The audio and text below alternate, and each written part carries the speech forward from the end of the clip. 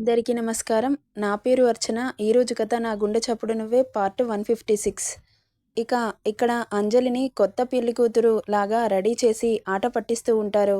చెవిలో శోభనానికి సంబంధించిన ముచ్చట్లు చెబుతుంటే అప్పుడే అక్కడికి వచ్చిన నిత్య, "ఇవన్నీ ఎందుకు చెబుతున్నారు అత్తయ్య" అని అడుగుతుంది.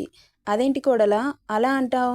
ఆల్రెడీ మాకు ఎన్నో రాత్రులు కంప్లీట్ అయ్యాయి. మీరేమో కొత్తగా అన్నీ చెబుతుంటే నవ్వొస్తుంది" అనగానే గుడ్లు పెద్దవి చేసి చూస్తారు నిత్యని. "మీరేమో ఏ దగ్గరనే ఉన్నారు. మేమేమో ఏ టు జెడ్ వరకు చదివేశాం" అంటుంది నిత్య. ఆ మాటలకి అందరూ నోరు తెరుచుకొని మరీ చూస్తున్నారు. అంజలి షాక్ అయ్యి "నిత్య" అని అరుస్తుంది. "ఏంటి వదినా, నిజమే కదా నేను చెబుతుంది" అంటుంది. "నీకు కొంచెం కూడా సిగ్గులేదు." "సిగ్గెందుకు వదినా, అందరి లైఫ్‌లో జరిగేదే కదా, కామన్" అనగానే "బాబోయ్! ఈ పిల్లకి నిజంగానే సిగ్గులేదు. ఇంకా ఎక్కువ మాట్లాడితే నా పరువు అంతా తీసేలాగా ఉంది. ప్లీజ్ నిత్య ఇక్కడి నుండి వెళ్ళు" అని రిక్వెస్ట్ చేస్తుంది అంజలి. ఆ మాటకి చిన్నగా నవ్వుకుంటూ బయటికి వెళ్తుంది. నిత్య హాల్లో కిరణ్ తప్ప ఎవరూ లేకపోవడంతో "ఏం చేస్తున్నారు శ్రీవారు" అంటుంది వయ్యారంగా. "ఏంటే శకలు బాగా ఎక్కువవుతున్నాయి?" "ఏం లేదండి, ఊరికే" అంటుంది. "మీ అన్నకి మళ్ళీ ఫస్ట్ నైట్ అంట కదా" అని నవ్వుతాడు కిరణ్. "వాళ్ళు చేస్తున్నారు, వీళ్ళు చేసుకుంటున్నారు. మధ్యలో నీకేంటంట నొప్పి? మీ వాడు మహజ్జాతకుడే, పిలిచి మరీ సన్మానం చేస్తున్నారు వాడికి. నువ్వు కూడా అలాంటి గొప్ప పనులు చేయరా? నీకు కూడా సన్మానాలు చేస్తారు, హారతులిస్తారు. ఇప్పుడు అలాంటివి ఏమీ వద్దు కానీ కనీసం నా సతీ మనసులో స్థానం సంపాదించాలి." "అదేంట్రా అంత మాట అన్నావు? మరి మొగుడిని పట్టుకొని రారా పోరా అంటే?" "అయ్యో సారీ సార్, మర్చిపోయాను. అలవాటులో పొరపాటు." "సరే కానీ మనం కూడా" అని నిత్యని గోకుతాడు కిరణ్. "ఏంటి అలా గోకుతున్నావు? ఒక ముద్దివ్వొచ్చు కదా. మంచి రొమాంటిక్ మూడ్ ఉందే, మనకు కూడా అలా అరేంజ్ చేస్తే ఎంత బావుండు. నీకు కొంచెం కూడా సిగ్గులేదు. నీకు లేని సిగ్గు నాకెందుకమ్మా" అనగానే కొట్టడానికి వస్తుంది నిత్య. దగ్గరికి వచ్చిన నిత్యని చెయ్యి పట్టి దగ్గరికి లాక్కొని ఆమెని గట్టిగా హత్తుకొని బుగ్గ మీద ముద్దు పెడతాడు. "రేయ్ ఏంట్రా అంత గట్టిగా పట్టుకున్నావు? వదులు, ఎవరైనా వస్తే బాగోదు." "వస్తే రానివ్వు, మనల్ని ఇలా చూసి మనకు ఫస్ట్ నైట్ అరేంజ్మెంట్ చేస్తారు" అనగానే "ఛీ, నీకు కొంచెం కూడా సిగ్గులేదురా. అదిగో మళ్ళీ రా అంటావేంటే? నిన్ను ప్రేమగా రా అని పిలవాలనిపిస్తుంది. ఏవండి గీవండి అంటే దూరం చేసినట్లు అనిపిస్తుంది. ప్లీజ్ పిలవనివ్వరా?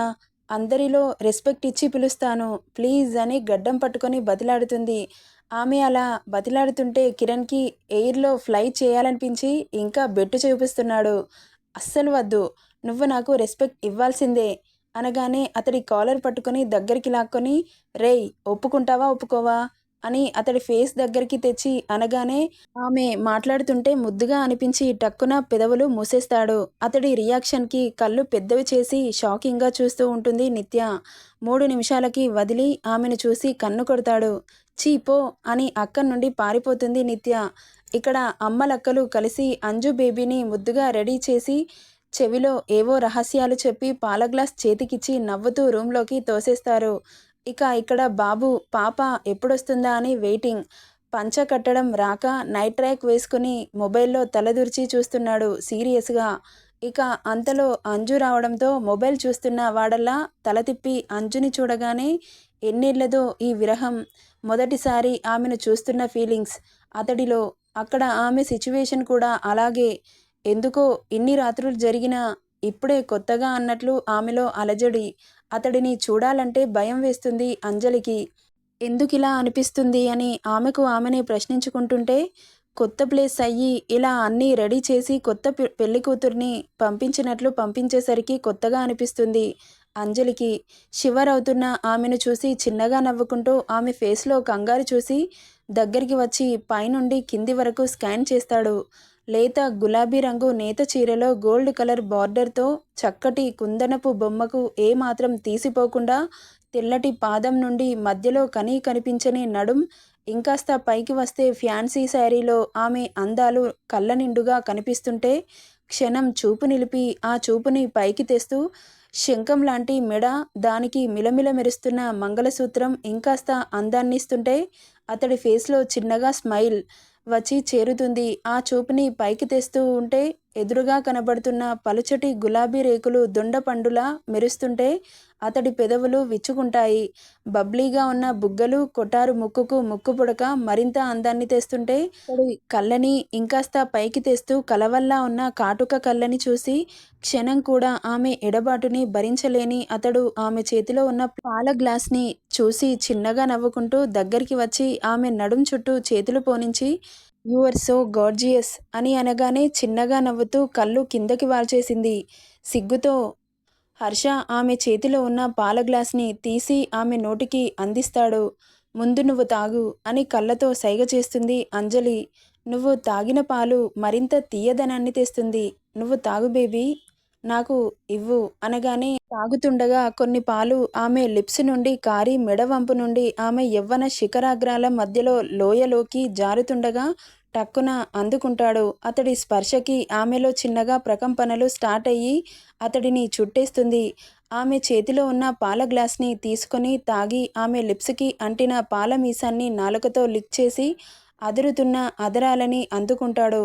ఇద్దరి పెదవుల యుద్ధం 10 నిమిషాలకు పైగా జరగడంతో ఇద్దరిలో వెచ్చటి ఆవిర్లు బయటకు వచ్చి ఊపిరి భారం అవ్వగా వదిలి ఆమెను బెడ్ మీదకి చేర్చి ఇక ఆ ఇద్దరి సంగమం ఏ జన్మదో అన్నట్లు ఆమెలోకి చేరుతుండగా ఒక్కసారిగా ట్యాబ్లెట్ వేసుకోలేదు అని గుర్తొస్తుంది అంజలికి. కళ్ళు పెద్దవి చేసి చూడగానే అతడు ఆమె నుండి ఒక సెకండ్ విరహాన్ని కూడా భరించలేనట్లుగా ఉండడంతో ఆ క్షణంలో అతడిని డిస్టర్బ్ చేస్తే బీస్టులా మారుతాడు అని ఎక్స్పెక్ట్ చేసిన అంజు సైలెంట్గా ఉంటుంది. ఆమెలో అతడు ఎప్పుడు దగ్గరికి వచ్చినా ఇష్టంగా సహకరించే అంజలి ఇప్పుడు మాత్రం భయం ఎక్కడ లేని అలజడి ఆమె చుట్టుముట్టాయి. ఎప్పుడు ఇష్టంగా అతడిలో పొదువుకునే అంజు ఇప్పుడు ఏదో తెలియని భయం ఆమెను కమ్మేసి అతడిలో కలిసిపోవడానికి భయపడుతుంది. అది గమనించిన హర్ష ఆమెను చూడగానే ఫేస్ ఒకలాంటి టెన్షన్ చూసి ఏమైంది అని కళ్ళెగరేస్తాడు. ఏం లేదు అని నవ్వుతూ చెబుతుంది. ఆమె నవ్వుతో అతడు ఆమెలో కరిగిపోయాడు. ఇద్దరి సంగమం తర్వాత అలసిపోయి నిద్రలోకి జారుకున్నాడు హర్ష. బట్ అంజలికి భయంతో నిద్ర కూడా రాలేదు. ఆ రాత్రి మళ్ళీ తనకు తానే సర్ది చెప్పుకొని ఒక్కసారికి ఏమవుతుంది అని మనసు స్థిమితపరుచుకుంటుంది. ఇక మనసు కుదుట పడడంతో నిద్రలోకి జారుకుంటుంది అంజు. ఇక మార్నింగ్ మెలకువ రాకపోవడంతో వాళ్ళని డిస్టర్బ్ చేయాలని ఎవరూ అటువైపు కూడా రాలేదు. మెల్లగా అందరూ లేచి ఫ్రెష్ అయ్యి వీళ్ళ కోసం వెయిట్ చేస్తూ ఉంటారు. టైం 10 అవుతుండగా లేచి టైం చూసుకునేసరికి 10 అవుతుంది అని గబగబా వాష్రూమ్కి వెళ్ళి ఫ్రెష్ అయ్యి బయటకు వస్తారు. వచ్చిన వాళ్ళిద్దరిని చూసి ముసిముసిగా నవ్వుకుంటూ ఉంటారు అక్కడున్న వాళ్ళందరూ. వాళ్ళ నవ్వులు ఆమెకు ఇబ్బందిగా అనిపించి మళ్ళీ రూమ్కి పరిగెడుతుంది అంజలి. ఆమె అలా లోపలికి రాగానే ఏమైంది బేబీ, మళ్ళీ స్టార్ట్ చేద్దామా అంటాడు కొంటెగా. ఛీ, అది కాదు హర్ష, బయట నన్ను చూసి ముసిముసిగా నవ్వుకుంటున్నారు.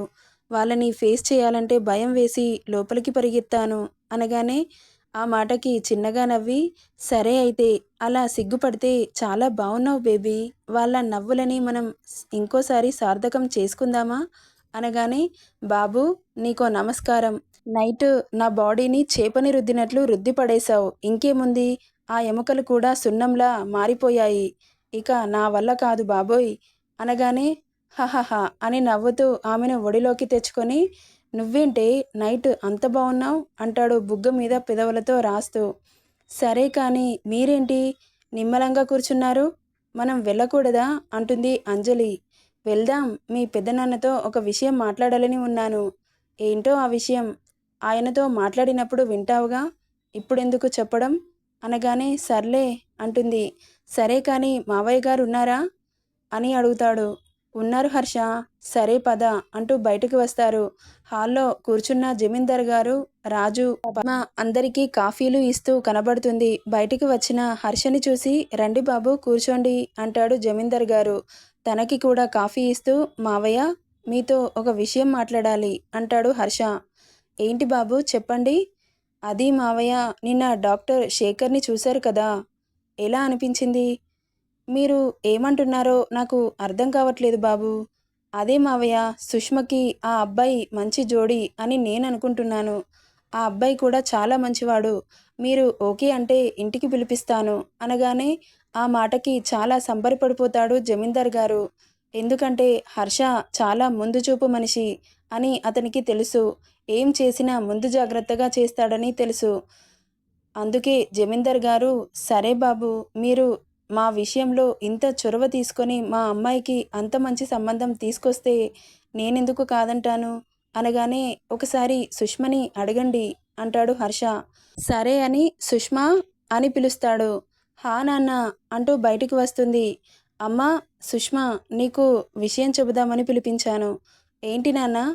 "మన హర్ష బాబు నీకు ఒక మంచి సంబంధం తీసుకొచ్చారమ్మా. నిన్న చూసావుగా హాస్పిటల్ ఓపెనింగ్‌కి వచ్చిన డాక్టర్ శేఖర్." "చూశాను" అన్నట్లు తలూపుతుంది. "నచ్చాడా అమ్మా?" అని అడుగుతాడు. ఆ మాటకి ఏం చెప్పాలో అర్థం కాక సిగ్గుతో తలదించుకుంటుంది సుష్మ. ఆమెను అలా చూడగానే ఆమెకు నచ్చిందని అర్థమయ్యి, "సరే బాబు, ఒకసారి పిలిపించండి మాట్లాడదాం" అంటాడు జమీందార్ గారు. వీళ్ళ మాటలు వింటున్న అక్కడున్న వాళ్ళందరూ చాలా సంబరపడిపోతూ ఉంటారు. రాజు హర్షని చూసి, "థాంక్యూ బావగారు, మేము చూసినా కానీ ఇంత మంచి సంబంధం తెచ్చేవాళ్ళం కాదు" అని హర్షకి కృతజ్ఞతలు చెబుతాడు రాజు. ఇక హర్ష అనుకున్నదే తడవుగా కాల్ చేసి శేఖర్‌ని ఇంటికి పిలిపిస్తాడు. నెక్స్ట్ ఏం జరుగుతుందో నెక్స్ట్ పార్ట్‌లో చూద్దాం. ఈ స్టోరీ ఎలా ఉందో కామెంట్ చేయండి. నచ్చితే లైక్ చేయండి, షేర్ చేయండి, సబ్స్క్రైబ్ చేసుకోండి ఫ్రెండ్స్. Thank you for listening.